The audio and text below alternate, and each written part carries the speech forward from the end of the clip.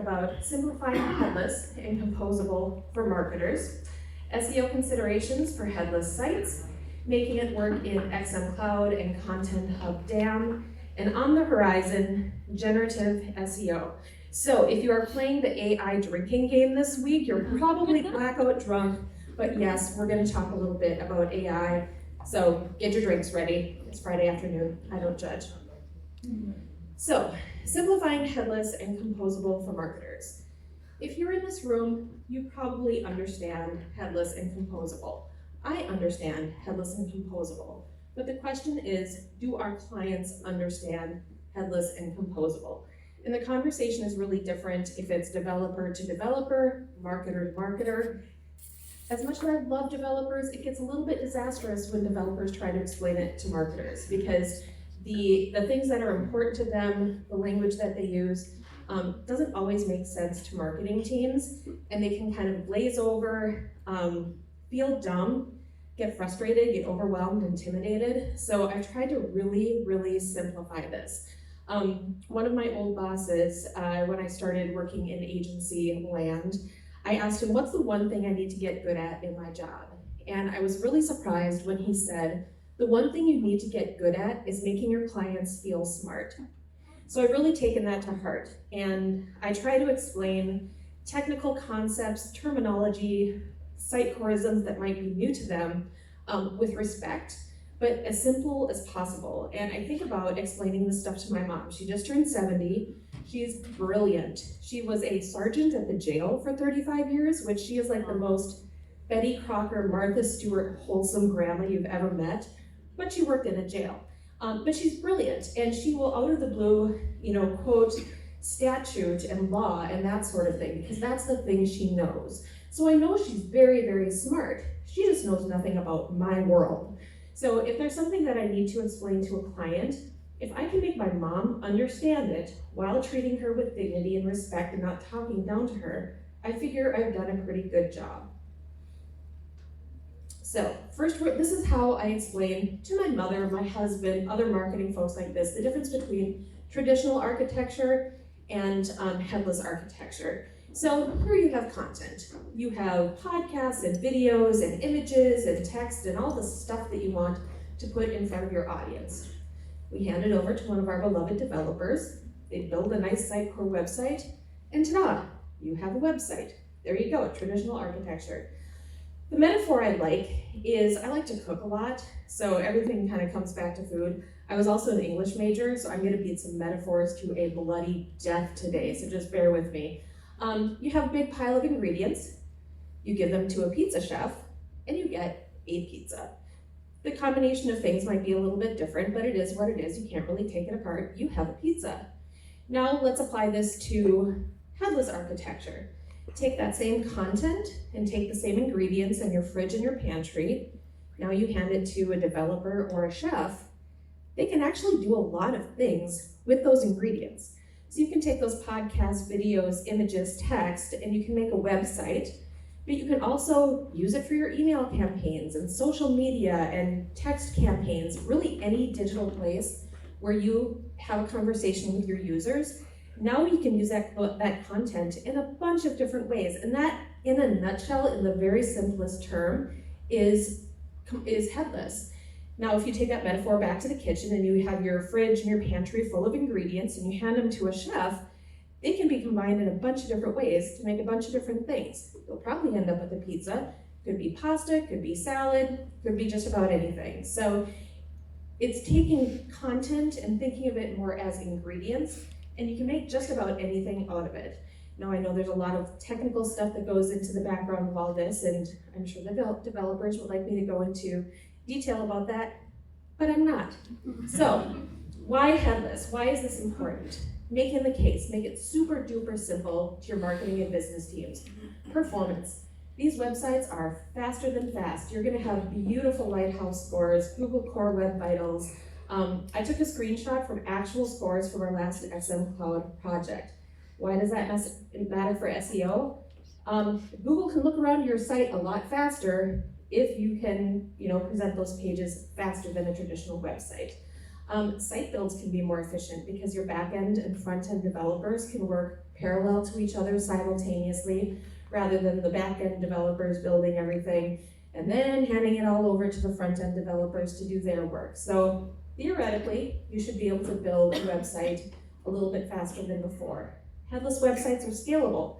Not only in the site itself, you could very easily replicate websites and they can reproduce like little bunnies, or you can handle variable traffic loads a lot better. So you're just gonna perform better no matter where your users are.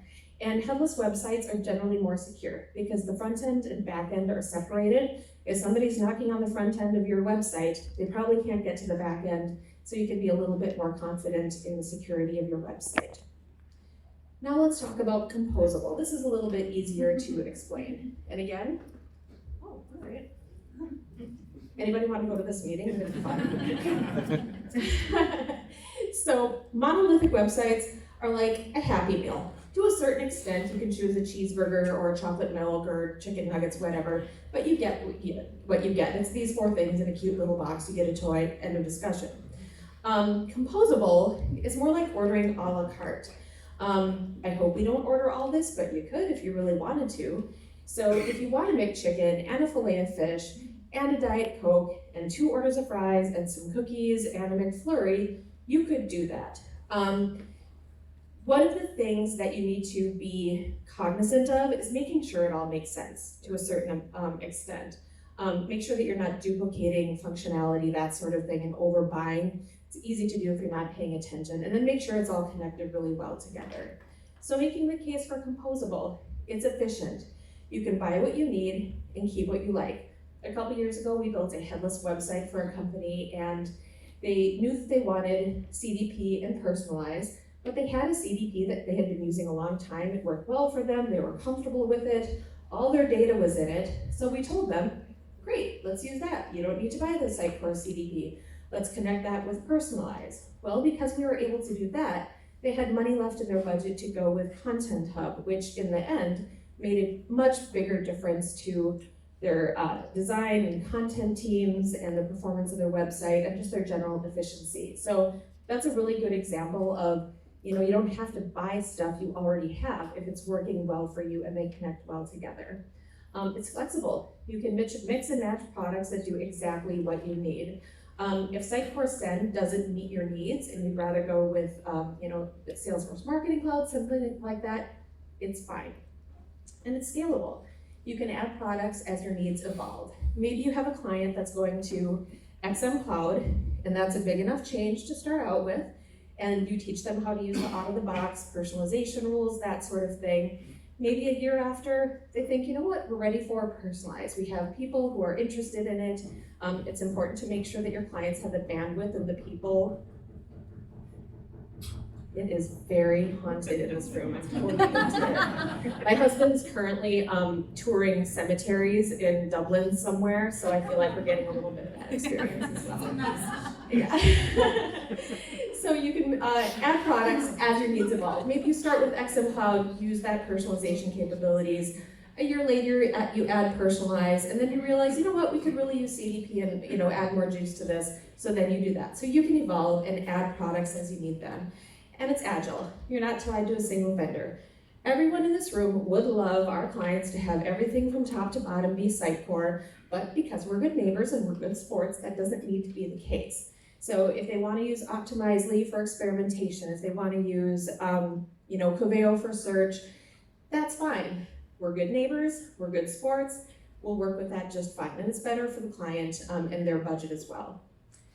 So, like I said, there's a lot of terms that we sometimes overwhelm marketing teams with, and there's additional reading that we could do. You should probably be at least rudimentarily, is that a rude word? Have a rudimentary understanding of some of these terms, but don't overwhelm your clients with this. You know what marketers care about? What's gonna be different for me and my team? Is it gonna be harder or easier? What are we gonna be able to do that we couldn't do before? How do we measure it? How do we know this was a good investment? So marketing teams and business folks, that's what they need to know. This stuff is good to know. They may have questions, but 99% of the time, they don't really care how it happens. They just want to know what's going to be different for them. All right. SEO considerations for headless sites. In all of my talks, I like to include one really inspirational quote. So, if you have ever launched a website, your worst nightmare is watching your organic traffic and watching your Google page rank do this. And you may cry and scream and pull out your hair because, you know what, somebody didn't do their due diligence. Maybe it was the dev team, maybe it was the marketing team, maybe you have an SEO that didn't follow best practices, but there is nothing scarier than launching your big, beautiful website and nobody can find it because it takes a long time and a lot of effort to claw your way back up to your previous page rank in Google. So I'm going to teach you a few things. The first soapbox I always get on when I talk about SEO is also accessibility. We should be designing for accessibility first, not just because of your users who have specific needs. Accessibility makes better websites for everybody. I'm 47. I have arthritis in this hand. I wear bifocals. I need things to be black on white, not gray on white. I need big letters and I need big buttons, and I'm only 47. So there's more users than you think that need your websites to be easy before they're sexy, I promise you. And if you're doing accessibility well, that's gonna cover a lot of your SEO. And if you're doing SEO well, that's also gonna cover a lot of your accessibility requirements. Some things where there's a really specific overlap, descriptive alt tags. Don't make your alt tag just what the file name is of the image. Make it descriptive. That's also how Google Images, Bing Images find that image for people searching for it.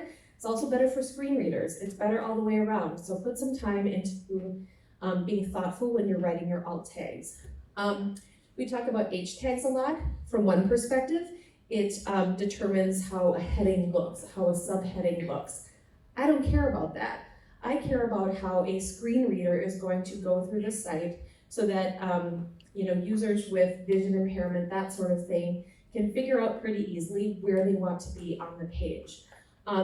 It's also better for SEO to put time and thought into what the words are in your H tags. Make them high value keywords. Don't put your H1 somewhere where it's going to change a lot. Don't put it in your hero banner if you're going to change that hero banner quarterly or personalize on it. Put your H tag somewhere where it's not going to change very often, and make sure you nest them just like an outline. When you're doing your 8th grade papers and you had to turn in an outline first, that's your H tag structure.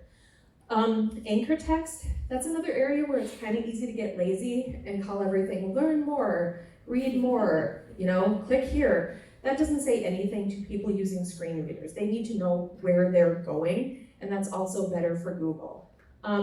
Make sure that you're thoughtful in your sitemaps. People with accessibility needs use it. Google also uses it to figure out what the lay of the land is with your website. Where is stuff? Where do I find things? How do I crawl your website a little bit faster? And then breadcrumbs. I always encourage our clients to use breadcrumbs. It's easier for just everyday people like me to figure out where I am and how do I get back to where I was. But it's also really convenient for Google. It can figure out where they are and where to find stuff, but also for your adaptability needs users. And then page titles as well. If you are a little ADD like me, I typically have like 5 Chrome windows, and each of those windows has about 200 tabs, and maybe 10 tabs are from the same website. Please do your title tags thoughtfully so that when I have 200 things open, I can go find the one I want. It's also a really good accessibility requirement too. So we're gonna get into a little bit more brass tacks. Semantic HTML. I didn't know what this was until I started researching for this, but I'm really glad I did the research. I stole this image directly from an article from SEMrush. I'm not gonna pretend I made it. But it's a good example of how you can do kind of your front-end code to either just determine how a page is laid out on the left, or what the sections and what the different types of content actually mean. Is this a header? Is it an article? Is it a figure? Is it a footer? Makes it much easier for Google and your accessibility users to figure out the context of how a page is laid out. And it kind of goes hand in hand with its kicky little twin, schema markups. Ooh, these are my favorite. Schema markups is a markup that gives context to the information on a page. If you have a number on a page in an article, let's say it's 350, Google doesn't know if that 350 is the population of a town. Is it degrees? Is it miles per gallon? You know, what does that 300 represent? So if you can go through and add schema markups thoughtfully, especially on product pages. If you have product specs, take the time to do this. Because then what it does is when you show up in search results, you'll have rich snippets like this. So you don't just get the title tag and meta description anymore.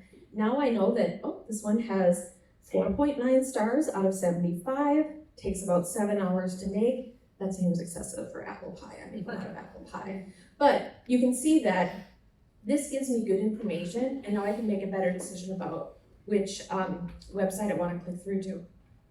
I'm gonna drink my water.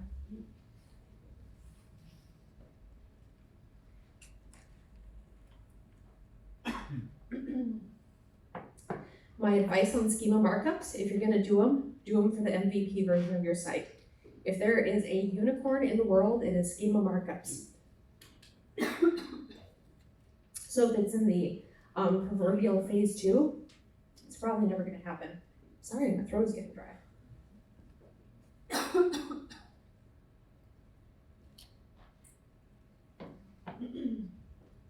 So if you have any sort of e-commerce site, product pages, that sort of thing, budget and plan for doing schema markups right at the beginning, or it really will never happen. All right, now we're going to talk a little bit about content modeling for SEO. The image on the right, I gratuitously stole a screenshot from Sebastian Winter's video on Content Hub 1 content modeling. So thank you, Sebastian. I don't know if he's here. But it's a good visualization of optimizing content based on, and kind of like Jackson's talk earlier today, is this a heading? Is this a hero banner? Is it a recipe title? So it indicates like what the nature of that piece of content is and how it relates to other ones.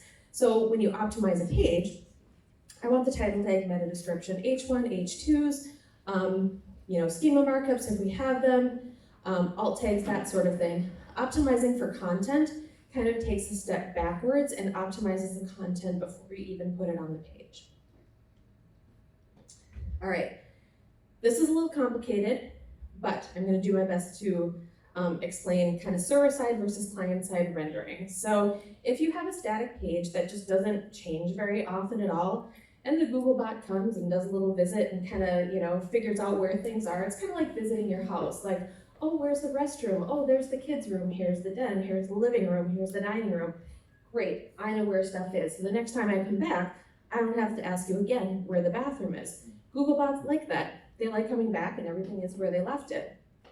If you have a dynamic page with, let's say, search results or like dealer locators, that sort of thing, product recommendations, that Googlebot comes back and says, ooh, like the bathroom used to be here and now it's something else. And you move the living room to the, it's gonna take me a while to get through this house.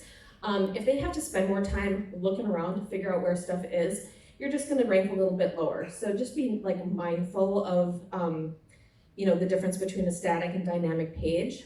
Now, server-side rendering and client-side rendering. There's pros and cons to both of them. I'm not gonna get too in the weeds, but I did some reading from Coveo about search engine page results and that sort of thing, and this is particularly relevant for headless sites. You're gonna typically wanna use server-side rendering, but you can also do kind of hybrid pages. So if there's some static content, some dynamic content, you can kind of do both on one page and hopefully it won't affect your page rank too much. But Coveo has some really good articles on this. It's also worth noting, and this is according to Coveo, if you have like a hash or a question mark in your URL, Google will typically not index whatever's after that. So if you have a facet, McDonald's.com, hashtag salad, Right. It's not going to care that it's salad. It's just going to care what page it's on. So it's worth doing a little bit more reading on this, but also being kind of careful and mindful as far as how you decide to build those pages that may have search results, that sort of thing.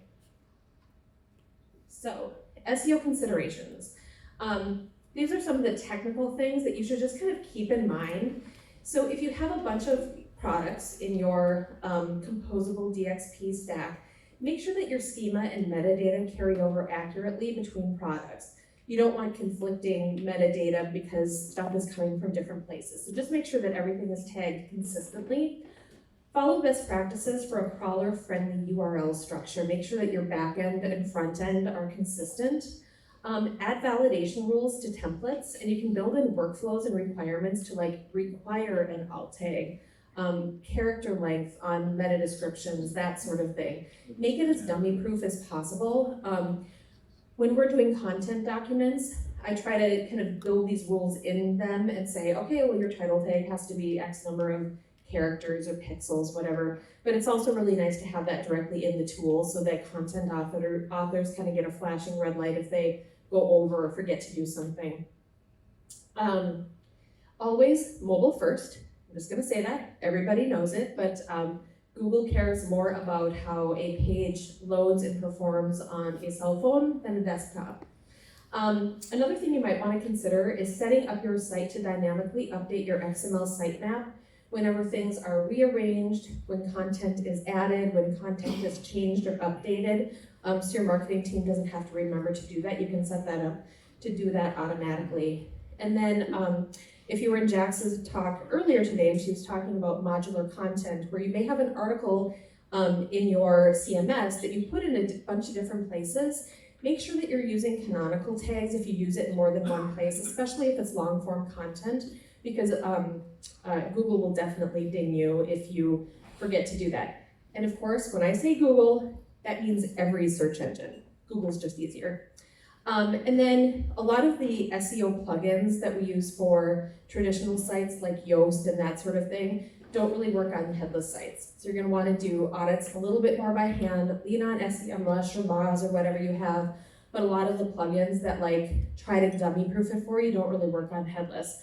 So it may take a little bit more work to make sure everything's up to snuff. The other soapbox I get on a lot is don't forget multilingual when you have global websites. It's not just translating the words on the page, it's making sure that the people in those locales who speak those languages can find your site.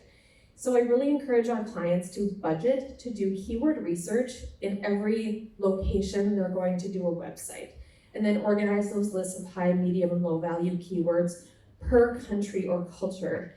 And then translate alt tags individually, manually, and use proper local nomenclature. I use the biscuit versus cookie analogy a lot.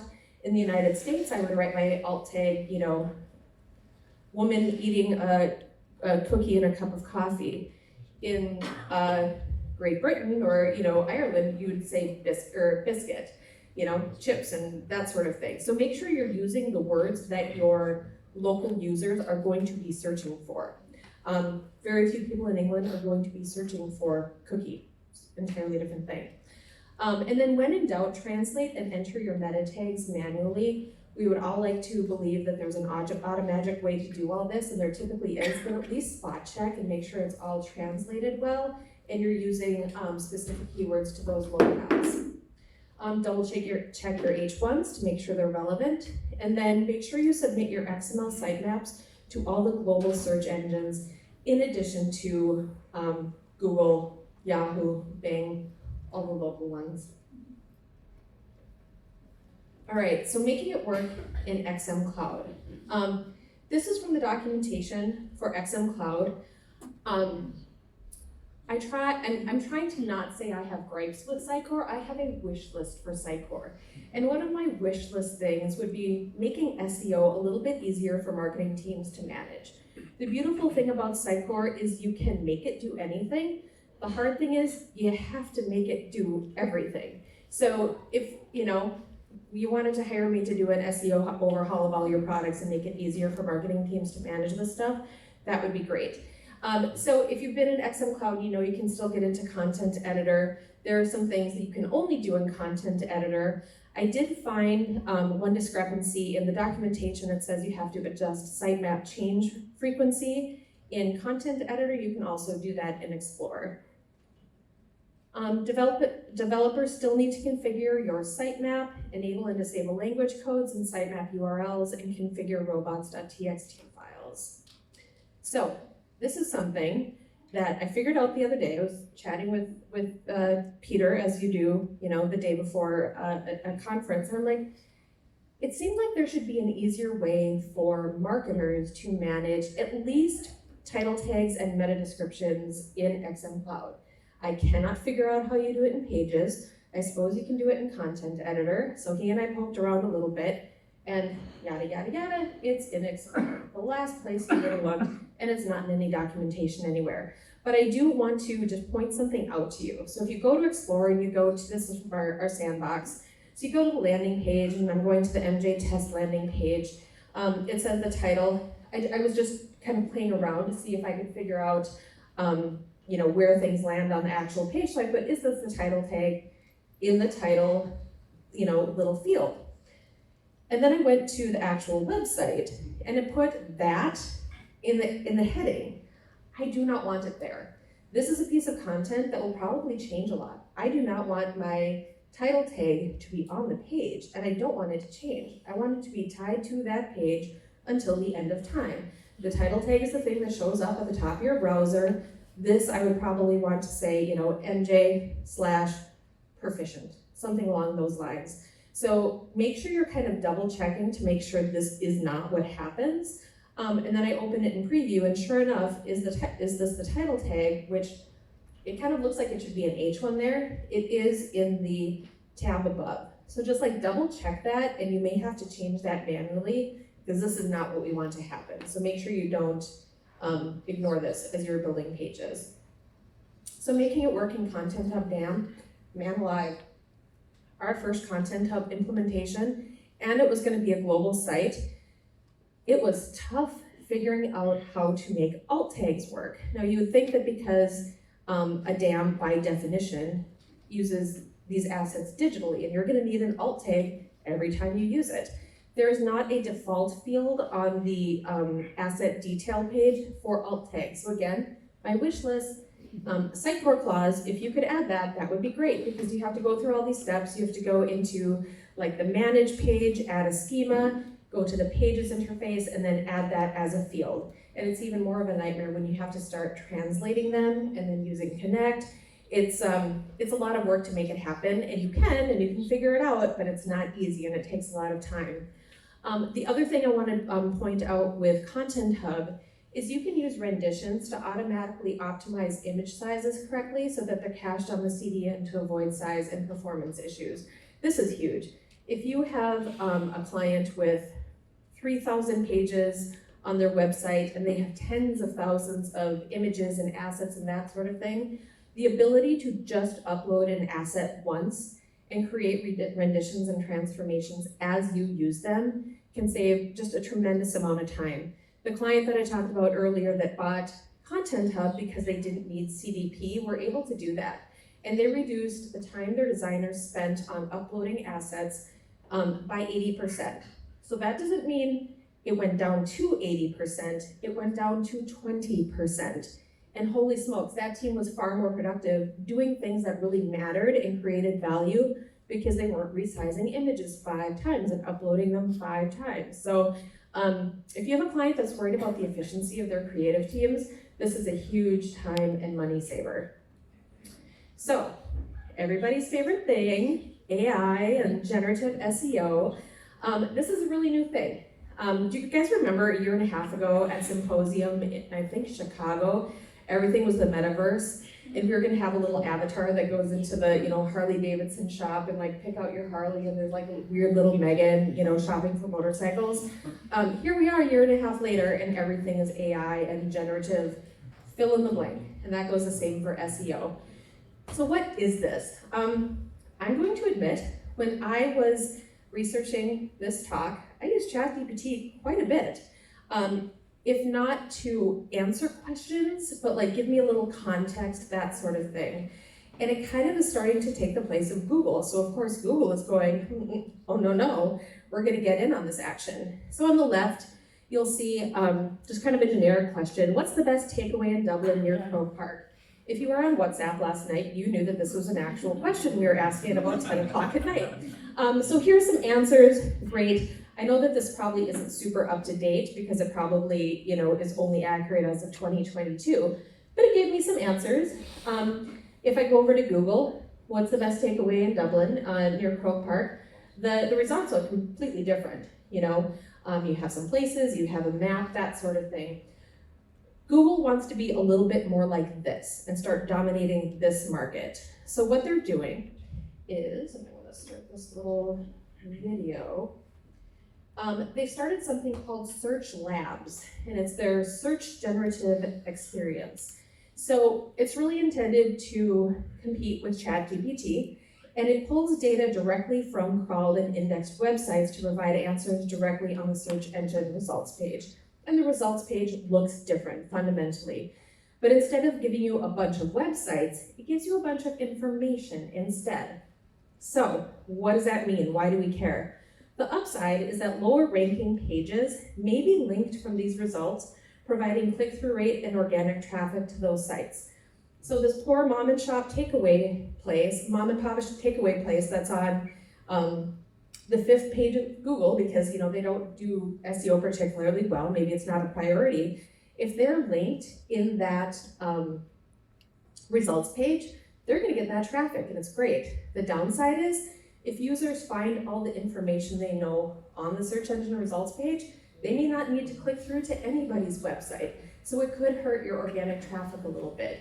They're still getting the information. Hopefully they recognize that they're getting it from you or your client or their brand. But Rich Snippets also does this a little bit too. How many times have you asked a question on Google and somebody did the rich snippets and some bullets or a list? There you go, that's what I needed. I don't need to click through. So just be cognizant that that may affect your organic traffic and your click-through rate. And while your organization is still providing value, you don't get the traffic and your overall performance may appear to suffer. So a year and a half ago, we were talking about avatars in a virtual retail room, buying Harley Davidsons. Next year, I promise I will be back talking more about generative SEO because this is just getting started. You can't even participate in the Style Labs thing, like there's a waiting list, so it's not like you can just go do this. I had to get this little video off just a demo page, but I really think that this is going to be a huge topic of conversation a year from now, and it's fundamentally going to change everything we know and do and measure around search engine optimization. So here's a couple statistics. Almost 87% of all search queries display search generative answers first. And then almost 94% of generative links came from sources outside of the top ranking organic domains. So that 94%, that's that mom and pop, chip shop on the fifth page. All of a sudden, if they were linked in that answer, they're getting that traffic. So yay for them, for us. So in my research, I've run across a couple of terms and concepts that I hadn't really heard of, and honestly, they seem a little overdramatic. YMYL means your money or your life. So if you have a page of content that is talking about red high heel shoes, it's fun, it's fluffy, it's interesting, it drives business, but if there's another page about how to save a life using CPR or the Heimlich maneuver, Google's gonna just bump that to the top because it could save a life, that sort of thing. So this is, you want to write and produce quality content. Just be aware that the sense of urgency and the topic that you're writing about may float a little bit higher to the surface because of the nature of what you're talking about. Another acronym initialism is EEAT. It stands for experience, expertise, authoritativeness, and trustworthiness. And I feel like that's all what we want in ourselves when we're behind a podium in front of a big group of people. But what it means is don't write garbage, write good content with authority and confidence and that sort of thing, and you will rank higher. So what does generative SEO mean for us, for our clients, for kind of the universe? People are using more long-tail search queries. Just like on my ChatGPT question, I didn't say takeaway in Dublin.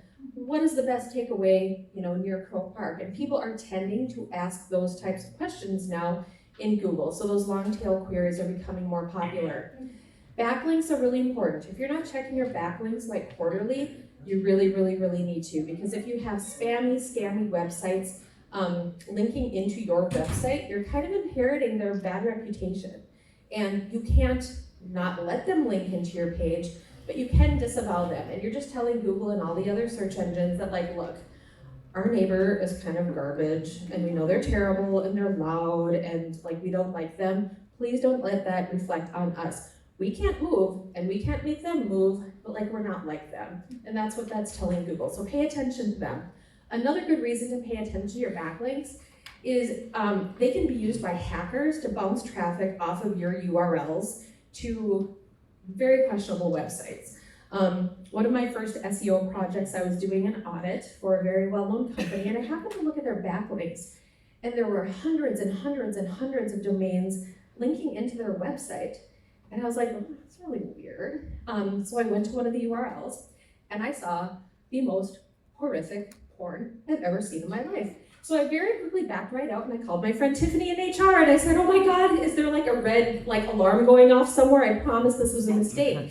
And so I had to tell the client what was going on. We had to figure out why, what was the effect on their website. But I had to do a spreadsheet of all these URLs, and I made my friend Tiffany from HR sit right next to me and bear witness that I was not up to anything. I just had the horrific job of disavowing all these disgusting websites because they were bouncing traffic off of one of their URLs to get around a firewall. So make sure you pay attention, because you don't want one of your customers to hover too long on a link and go, huh, that's weird, and then follow that link. So pay attention.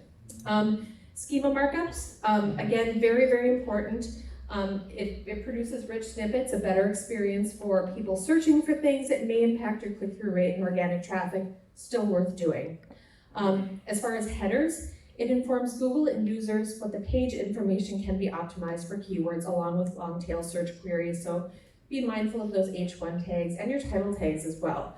And then produce quality content to improve your YLYM EEAT scores. Produce content that's important. That's not scammy and spammy. That's not, speculative. Produce good content, and you shall be rewarded by the Google gods. So, what's the big takeaway? This is complicated. It's evolving. We're gonna know things a year from now that will contradict the things I just told you, and I'm gonna apologize in advance for that. But everything is new right now, and we're all learning. So absolutely do the basics. Follow best practices. Do the things that you know you have to do, but also hedge your bets. Do all the things. Make sure that you are meticulous in checking your SEO on every kind of website, but it doesn't hurt to do all the things a little bit better than you have in the past, because what's the worst that could happen? Your page rank and your organic traffic dip after launch will be a little shallower and a little shorter than it would have been. So do all the things, make sure you have time and budget and a dedicated person who knows what they're doing on your team to get this done. Now, I'll be honest, this talk was 10% experience and 90% research. So I want to give credit to all these great websites that I read a lot about, but also Sebastian Winter, if he's here. If not, he produced a great YouTube video that helped a lot. But my colleagues at Proficient, Tiffany Laster, Eric Stanner, Martin Miles, and David Sanfilippo really, really helped in reviewing and correcting me and telling me what I was wrong and the things that I forgot. So I really want to give them credit for the help that they gave me in this. And then of course, thank you to our sponsors. Stuff like this doesn't happen without them. But I also want to take 1 second to recognize everybody in green t-shirts. These folks have been working for months and months and months, putting hours into this. They